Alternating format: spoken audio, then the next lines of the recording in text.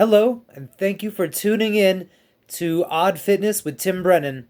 Wherever you are, I hope you're doing well upon your journey in this great planet. Today, I'd like to talk about a special plant that I love. I fucking love it. It's called Kratom, Mitragina speciosa, and it is an indigenous plant that is found in Southeast Asia, and it's part of the coffee family.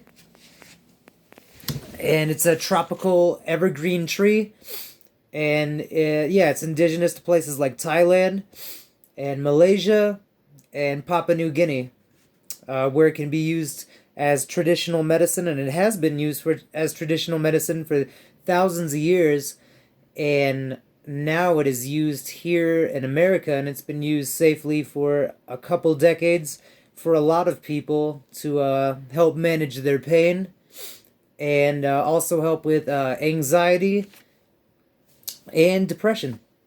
I love using Kratom before the gym, and I also use it early in the morning too, and it helps with a lot of aches and pains. And but using it at the gym is highly beneficial, and I really love that because you can push past some pain barriers, and which will help you achieve some of your goals.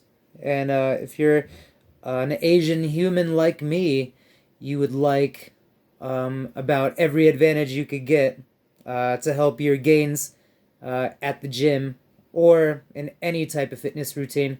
But I like it, when I'm weightlifting. It feels great. So, what to expect when using Kratom before the gym as a pre-workout? I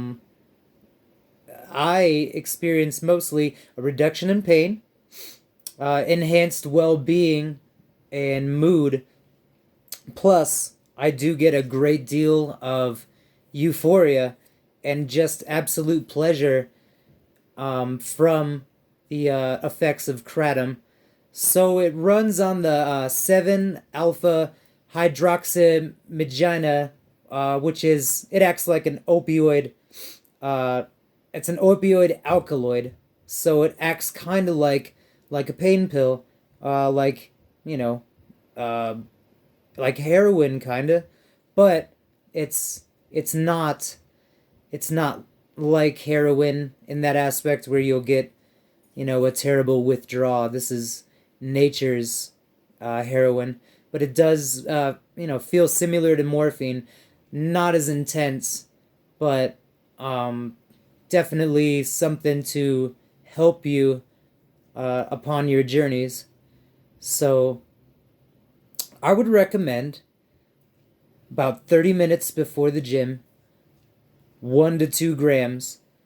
And for me, it's been uh, very effective. If you take too much, that is not very, it's not going to be very good for you. It's a good plant. This plant knows how to keep you in check. If you take too much, she makes you throw it right up. You'll feel it. You'll become very nauseous. Say if you took 4 grams, and your body's not used to that, you would become very nauseous. You become white.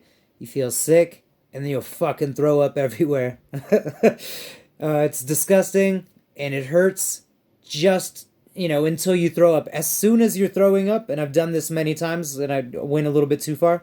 As soon as you're throwing up, you feel incredibly better. You're like, oh god, the ease from the stomach goes, and the nausea just starts to drift away mid throw up. Chunks are going in the toilet, but you are feeling like, oh god, this is the right thing.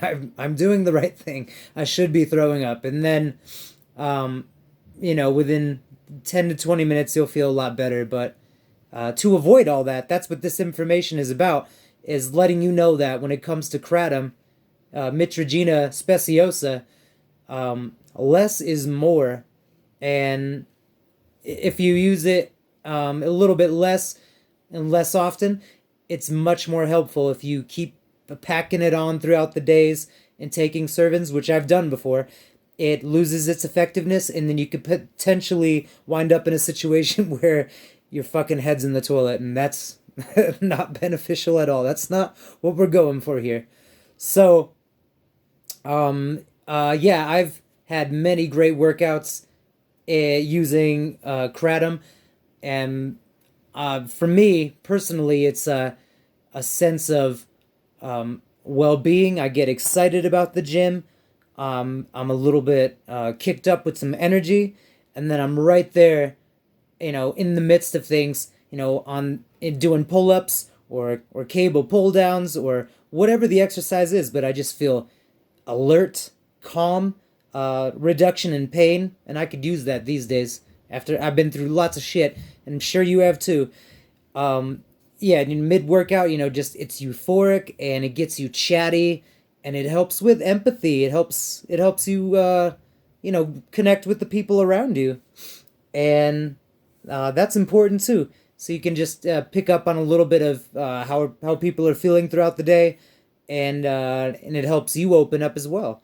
And so yeah, the Kratom, highly recommended for pain relief, uh, anti-anxiety, and overall sense of well-being. Plus, it's just a safer alternative compared to lots of a pain pill. If you're going that route, it's much better than a pain pill. It'll help you um, accomplish with some pain reduction without taking a pill, which is pretty hard on the liver and um, pretty tough on your whole well-being. You could get addicted by it. You could pick up an addiction for it. Not to say that Kratom is without its flaws, because there's some drawbacks for sure. Um, Getting it from a good source. I have a good source, in my neighborhood, and I get this a form of Kratom called Super Green, and yeah, I have it right here. Super Green. Here's the color. Very good green here.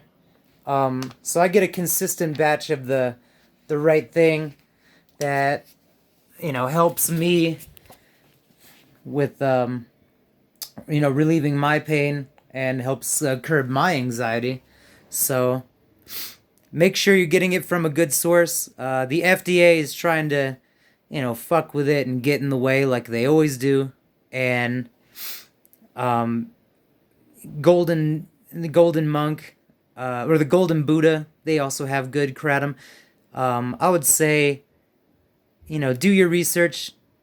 It should cost like, I got 28 grams. It costs about $20.